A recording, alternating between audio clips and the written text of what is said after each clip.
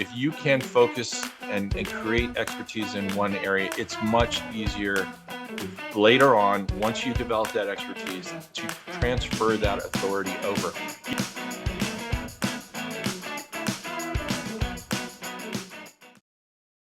Hello, I'm Emma Ridgie, the director of My Professional Net, here with today's episode of the Practice Makes Profit podcast.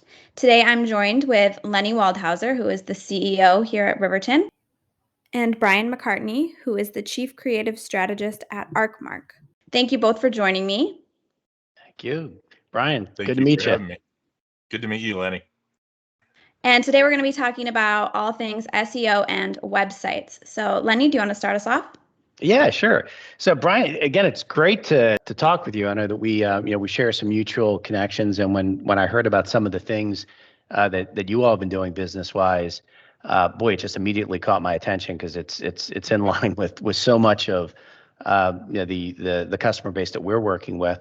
Can you do me a favor and just explain a little bit about yourself, your background, kind of how you got into this niche, and what you're seeing in general in the market? Yeah, sure.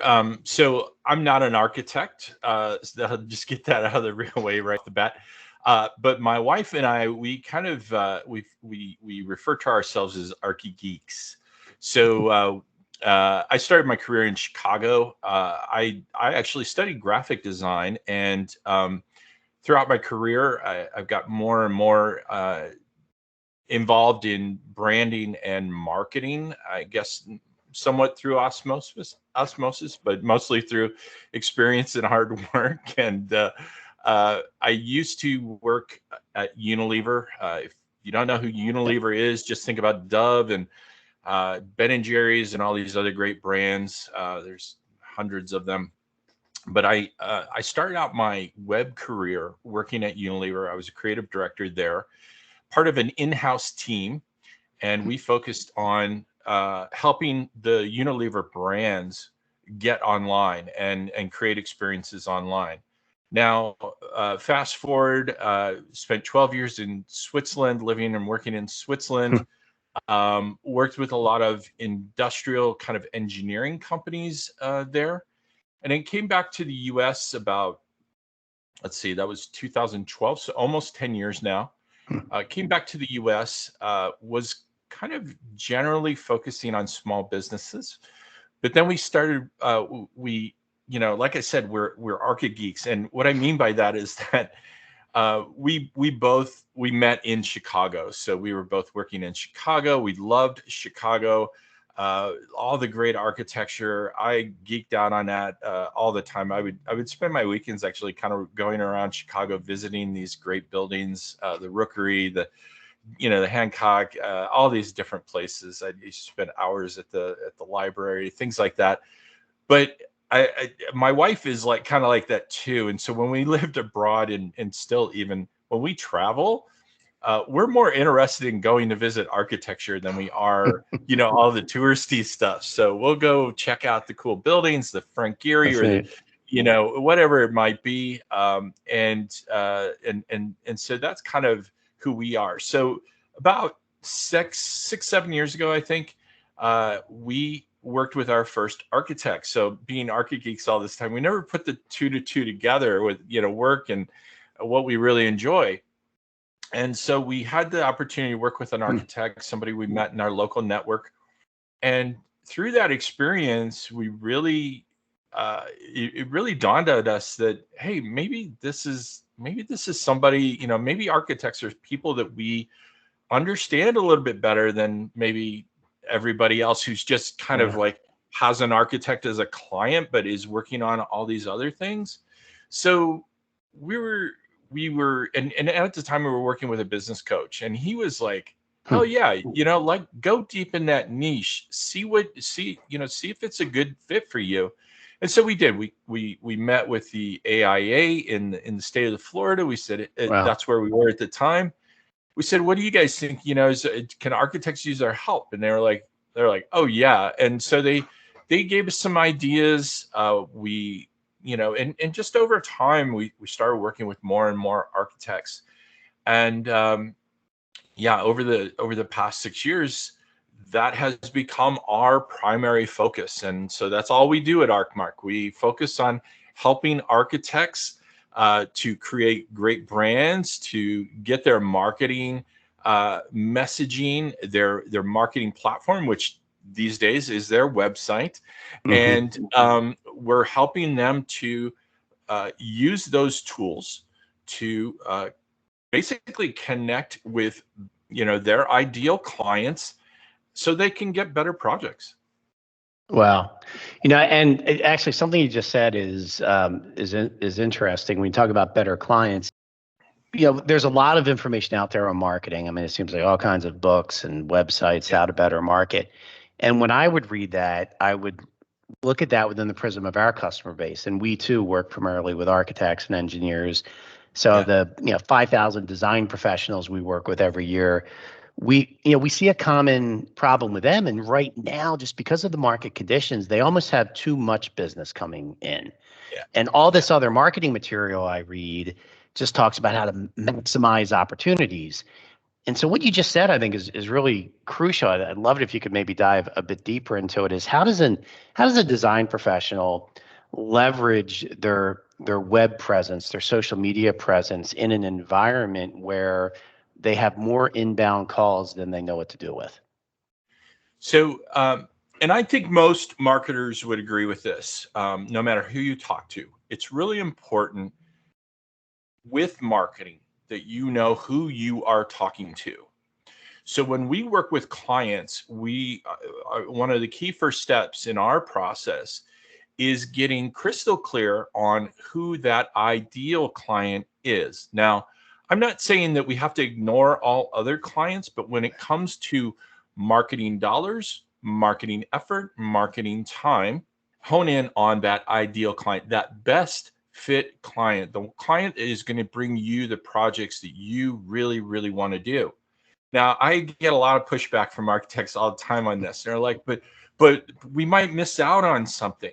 I'll tell you what you can miss out on, right? There's two different sides to this. Yes, you can be a generalist. You can do all this different kind of work, and you might be able to build up a reputation over time. But if you become a specialist, if you focus in and focus really intently on that ideal client that is going to bring you the projects that you really want to do, you're going to be seen as an expert faster. And the faster you can become an expert in your field, the faster you're going to start getting more attention from people who are doing other types of projects as well. So there's kind of like a really key benefit to what we do is like, we want you to focus on quality, not quantity. We want you to get the best projects for you and your firm, the best fit projects, the things that you can do better than your competitors. And that process really is, it's not meant to exclude opportunities, but it's meant to focus that time, energy, and money.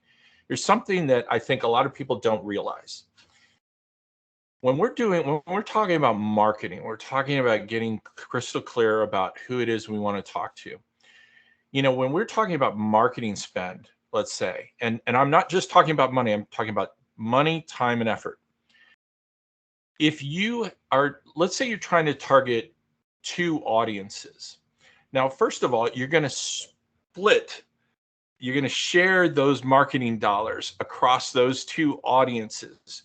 But here's what happens with your time and energy.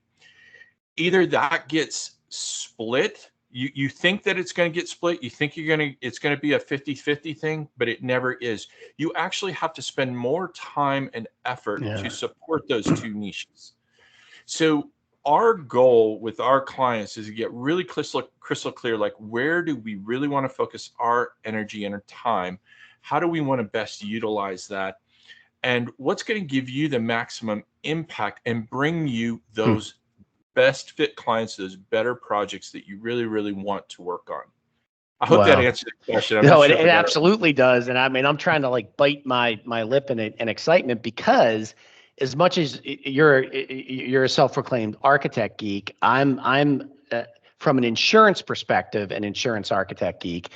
And we specialize in doing professional liability insurance for architects and engineers. And everything that you're saying from an entirely different angle ties in exactly with something that we see. And I'll even add some statistics to it. So architects or design professionals that perform more than 75% of their projects from a singular project type, which is your definition of a niche, are 33% less likely to be involved in a claim than the general population. 33% less. And the reason is, we're all hovering and kind of nibbling around sort of the same apple. Niche pays. You become an expert, and you're developing an economy of scale. From what we've always seen, just in terms of an understanding of the nuances of the laws and what could go wrong in a certain design.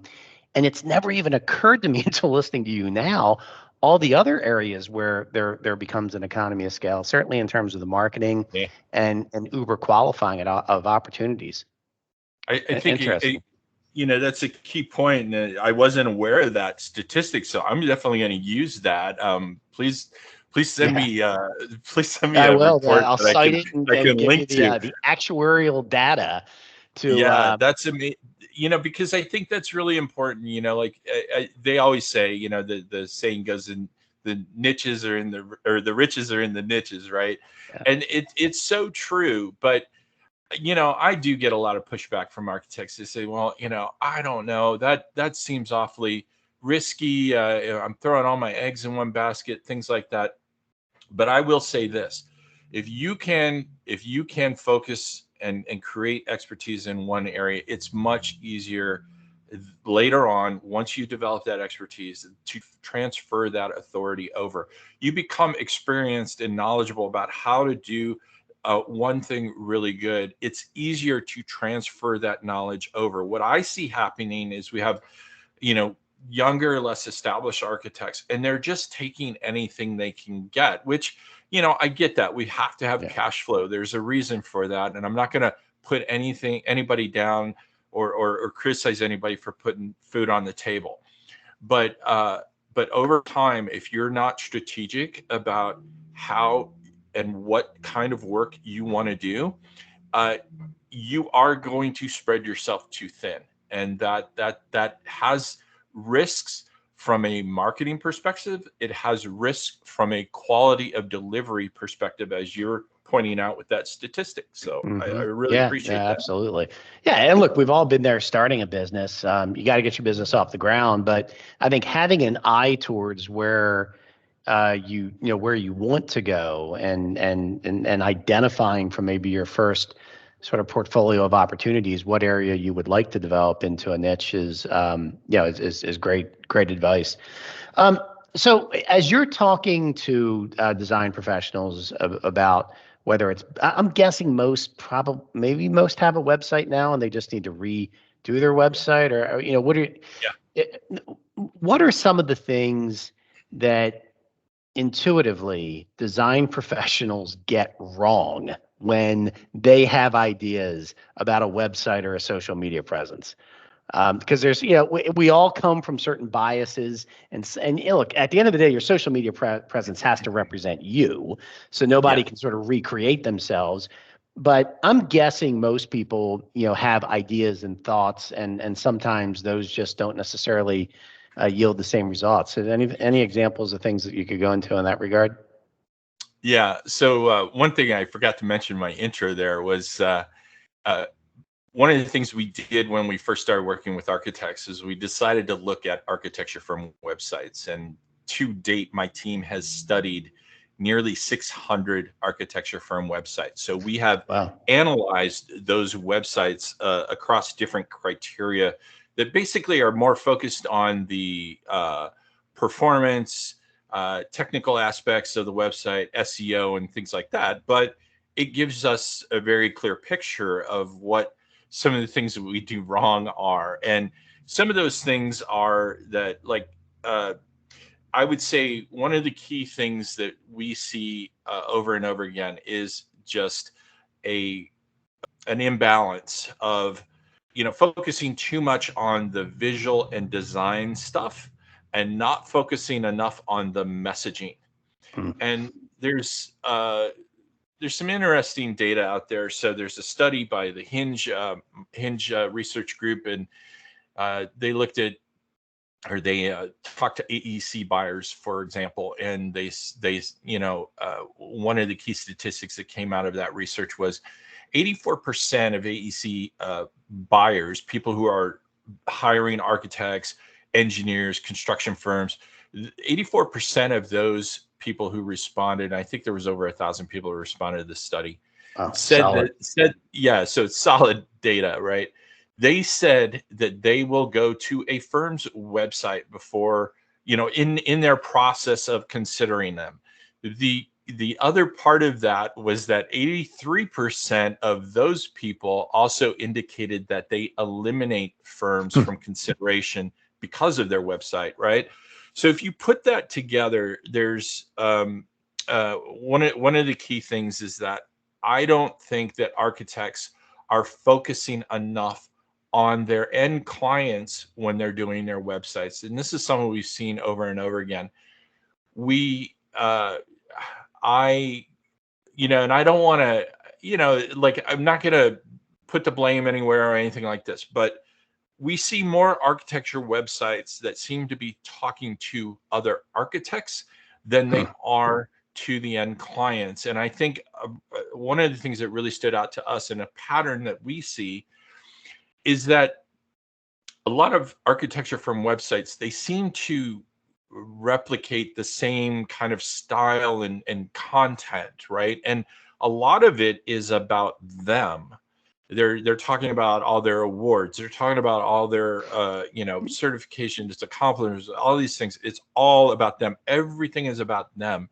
And there's really not a lot of room for the client in the discussion. Now, you and I probably, I would assume Lenny, I don't know you well, but I would assume this. When you go to a website, you don't really care all that much about the company. All you want to know is, how do they solve my problem? How are they going to help me? And that is often, I think that's one of the biggest things that is missing from architecture websites, is that focus on that ideal client and how we need to communicate to them to help reassure them, help build trust with them, help them get them to like us. And that really is a key area where I would say that most architecture websites need to improve. Wow, what a very good point. I tell you, Bryan, I could talk to you all day long, but I don't know how many people we're going to get to watch a video that ends up being 3 hours long. Session, right? But so I tell you what, if people are as genuinely intrigued as I am, how can they get a hold of you? So how can some of the architects and engineers that are going to be watching this video, what's the best way for them to get a hold of you and speak directly with you and your team? So the obvious way is to go to our website, go to archmark.co. It's ARCHMARK.co. I'm sure you can put that in the show notes. It'll be right under your chin. Yeah, exactly. There we go. The other ways, there's two other ways. Number one, connect with me on LinkedIn. I love to hear from people who have heard me on a show, and I love to hear that, like, hey, I heard what you said. It's, it said something to me, or I just agree with you, whatever it is, or hey, you're full of shit, and I'm gonna troll you. Fine, bring it on. I'm ready for that. But hit me up on LinkedIn. That's where I am the most on social media. The third thing is that what we talk a lot about, what we help our clients with, is SEO and content marketing. And we have a process for that. And we actually turned that into a course. So I don't know, Lenny, if you know the Architect Marketing Institute, but Eric Brobrow at the Architect Marketing Institute, he and I teamed up and we created a course, and it's called SEO for Architects. It's a little misleading of a name, but it does focus on how you attract those ideal clients to your website. And it helps you go through understanding what SEO is, but then also how to develop content, how to create that easily. And so that course, SEOforarchitects.com, you can go to that link. You'll be able to find out about the course. There's also, if you go to SEOforarchitects.com/webinar, there's a free on-demand webinar that you can watch. It'll explain the system. And I think that's a great place as well to kind of learn more about SEO websites and how that can help you as well. Oh yeah, great idea. I mean, content rules. I mean, so people can educate themselves. You know that you're doing a podcast, so. Well, I mean, I mean, look, when you focus in on a homogeneous customer base like you do, like we do, I mean, you end up seeing the same questions and the same opportunities to promote certain issues and ideas. Really glad we connected. So Emma, do you want to go ahead and kind of bring us home here? Yes, I think this has been a wonderful conversation, and it will benefit our subscribers immensely. So thank you both. Thank you, Bryan. Again, great to meet you. Look forward to talking with you again, and maybe we'll have to pull you into a few more of these if we can steal your time. Absolutely, man. I'm all for it.